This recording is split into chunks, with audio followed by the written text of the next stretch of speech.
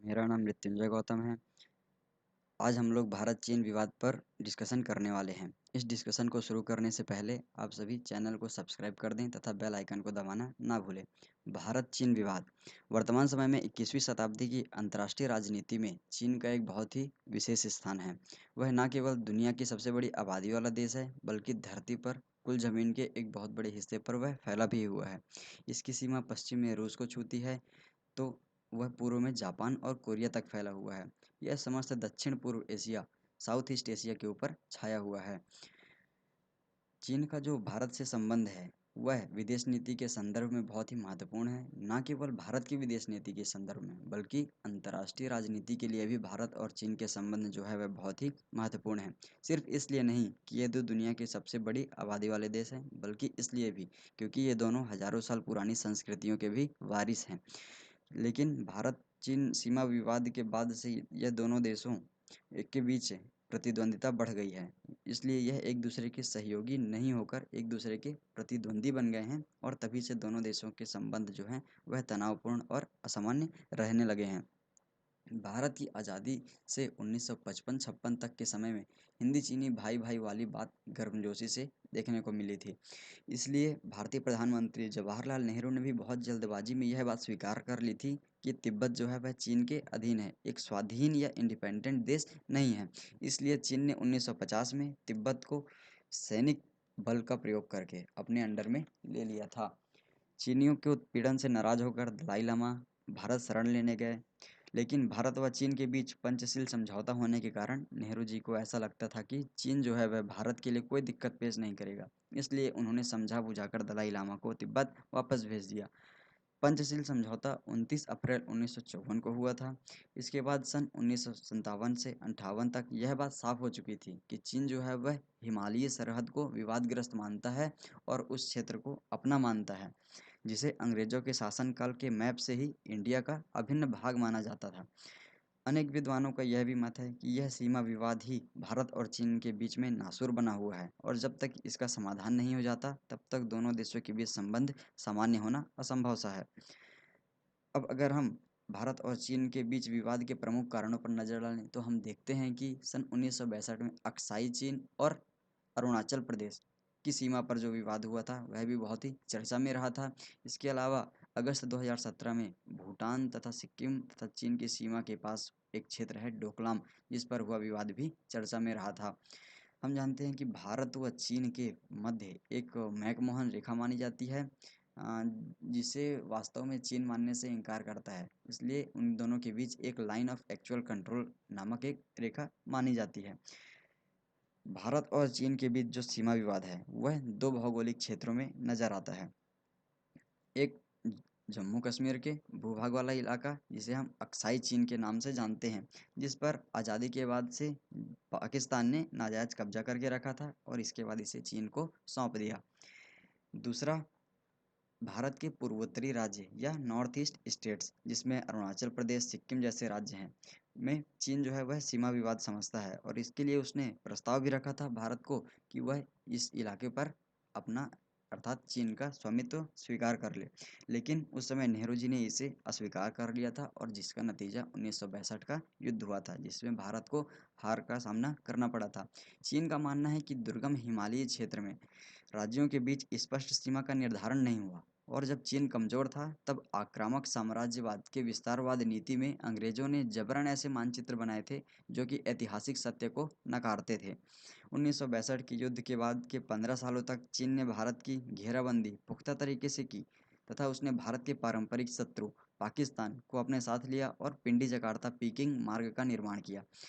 इस समय के दौरान भारत व चीन के संबंध क्रमशः धीरे धीरे समय के साथ ठीक होने लगे, किंतु कुछ समय बाद फिर से चीन की तानाशाही शुरू हुई, और इस प्रकार चीन व भारत के बीच सीमा विवाद के निपटारे के लिए बहुत सी वार्ताएं हुई, कॉन्फ्रेंस चले, लेकिन इससे कोई निश्चित समाधान नहीं निकल सका। 21वीं शताब्दी के शुरुआत से अभी तक दोनों देशों के बीच में ही प्रतिद्वंद्विता है, और दोनों देश बड़े ही बहुत बड़े बाजार उपलब्ध कराते हैं तथा विदेशियों को इसमें अपने देश में आकर्षित करते हैं। अब हम बात करते हैं अगस्त 2017 में हुए डोकलाम विवाद की। अगस्त 2017 से प्रारंभ तथा 7 से 8 महीनों तक लगातार जारी रहने वाला डोकलाम विवाद में यह बात साफ हो गई थी कि चीन के तेवर जो हैं वह शी जिनपिंग के नेतृत्व में या लीडरशिप में कम नहीं होने वाले हैं, बल्कि जुझारू ही रहने वाले हैं। चीन के विदेश मंत्रालय के उत्तराधिकारियों ने बार बार यह अनाउंस किया कि चीन अपनी 1 इंच जमीन पर भी किसी देश को कब्जा नहीं करने देगा और जो चाइना से टकराएगा वह उसे बहुत ही करारा सबक सिखाएगा। इन चेतावनियों और धमकियों के जवाब में भारत के अधिकारियों ने भी मुंह तोड़ तगड़ा जवाब देते हुए कहा कि आज का हिंदुस्तान 1962 का हिंदुस्तान नहीं है और अगर चीन ने कोई भी गलत कार्यवाही की तो उसे इसका खामियाजा भुगतना पड़ सकता है। इस प्रकार तीखी वार्ताओं का दौर चला और उसके बाद चीन ने पीछे हटने का फैसला ले लिया।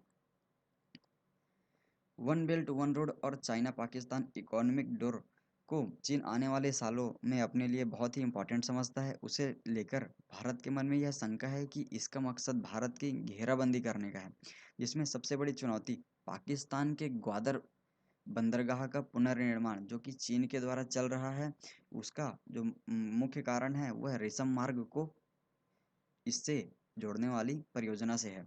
चाइना इसे चाइना पाकिस्तान इकोनॉमिक कॉरिडोर का नाम देता है। इसी प्रोजेक्ट के द्वारा चीन से तिब्बत होते हुए भारी माल की आपूर्ति सरल करने के लिए रेल पटरी का भी निर्माण किया गया है, जो कि अभी तक पूरा हो चुका है और इस समय चलने वाली मालगाड़ी पर लदा सामान पाकिस्तानी बंदरगाह या पोर्ट तक पहुंचाया भी जा चुका है। यह बात बिल्कुल ही भारत के लिए चिंताजनक कही जा सकती है। अभी तिब्बत और नेपाल को भी रेल मार्ग से चीन के द्वारा जोड़ने का कार्य चल रहा है। इस ग्वादर पोर्ट का मुकाबला करने के लिए भारत ने ईरान में चाबहार बंदरगाह का भी निर्माण किया है। कुल मिलाकर भारत को यह विचार करना होगा कि वह किस सीमा तक अपने हितों की रक्षा के लिए व सीमा की रक्षा के लिए चीन के आधिपत्य को संतुलित करने के लिए पूर्व के अन्य देशों के साथ घनिष्ठता बढ़ा सकता है। अब अगर हम इसके दूसरे कारण पर नज़र डालें तो हम देखते हैं कि भारत और चीन नदी का जल विवाद। बीते कुछ साल पहले असम के मुख्यमंत्री ने हेमंत बिस्वाल ने विदेश मंत्रालय को एक पत्र लिखकर यह सूचना दी थी कि चीन से बहकर भारत में आने वाली ब्रह्मपुत्र नदी का जल अचानक ही बहुत तेजी से प्रदूषित हो रहा है। पानी का रंग गहरा काला पड़ गया है। कई जगह यह पानी पीने लायक नहीं रह गया है। पानी की गुणवत्ता में गिरावट शायद इसलिए आई है क्योंकि चीन अपने इलाकों से नदी के साथ कुछ छेड़छाड़ कर रहा है। इससे कुछ समय पहले अरुणाचल प्रदेश के भी एक मंत्री ने इस विषय पर बात उठाई थी। ब्रह्मपुत्र नदी के बारे में यह समस्या है कि इसका उद्गम जो है वह भारत के उत्तर में अर्थात ऊपर की तरफ मान सकते हैं कि वह चाइना में हुआ है और भारत वाला जलग्रहण क्षेत्र नीचे आता है। अगर ऊपर स्थित कोई भी देश जैसे चीन इस पर बनाता है या फिर इसकी जलधारा को मोड़ने का कार्य करता है तो इसका असर भारत को मिलने वाले जल पर जरूर पड़ेगा।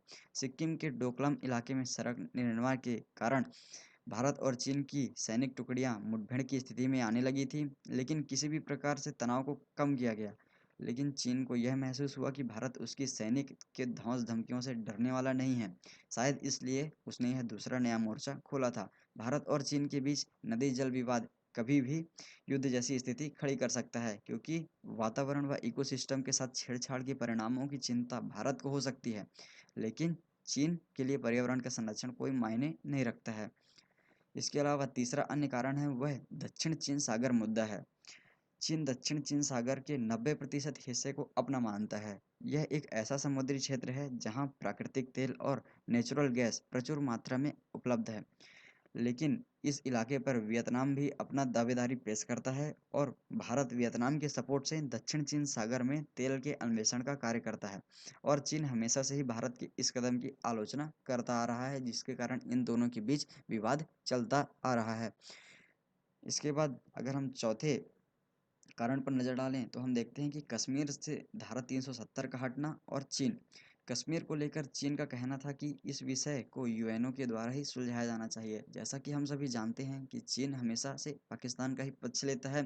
कुछ ही महीनों पहले जैसे जब जम्मू कश्मीर में धारा 370 को निरस्त किया गया था, तब चीन का कहना था कि भारत ने चीन की संप्रभुता संबंधी चिंताओं का उल्लंघन किया है। चीन के रिस्पॉन्स से हम यह समझ सकते हैं कि वह लद्दाख पर अपने दावे को दोहरा रहा है तथा वर्तमान समय में उस पर विवाद को उत्पन्न कर रहा है। अब अगर हम बात करें वर्तमान समय में ताज़ा विवाद की, तो भारतीय सेना ने बताया कि भारत चीन सीमा पर गलवान घाटी में दोनों देशों के सैनिकों के बीच हिंसक झड़प हुई, जिसमें सेना के एक अधिकारी और 2 जवानों की मौत हो गई। इसमें दोनों देशों के सैनिक हताहत हुए। दोनों देशों के बीच पिछले कुछ समय से सीमा को लेकर तनाव की स्थिति थी। भारत और चीन के बीच सीमा को वास्तविक नियंत्रण रेखा LAC या लाइन ऑफ एक्चुअल कंट्रोल कहा जाता है। अप्रैल के तीसरे सप्ताह पर लद्दाख सीमा LAC पर जब चीन की तरफ सैनिक टुकड़ियों और भारी ट्रकों की संख्या में बढ़ोतरी देखी गई, तब इसकी शुरुआत हुई थी। इसके बाद मई के महीने में चीनी सैनिकों की लद्दाख की सीमा और उसके पास की झील पर गश्त करते हुए देखे जाने की बात सामने आई थी।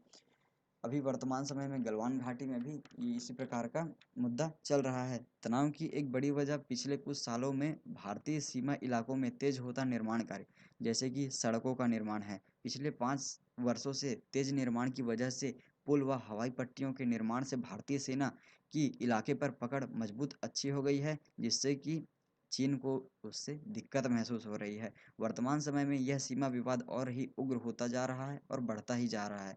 उम्मीद है कि इस विषय पर जल्द ही कोई शांतिप्रिय निर्णय होगा जो कि दोनों देशों के पक्ष में होगा। यह जो तस्वीर है यह गलवान घाटी के निकट स्थित चाइना के कितने बड़े बेस कैंप की है, जो कि सैटेलाइट व्यू के द्वारा ली गई है। तो कैसी लगी आपको यह वीडियो? अगर अच्छी लगी हो तो वीडियो को लाइक, शेयर और कमेंट करें तथा चैनल को सब्सक्राइब करें व बेल आइकन को क्लिक करना ना भूलें। धन्यवाद।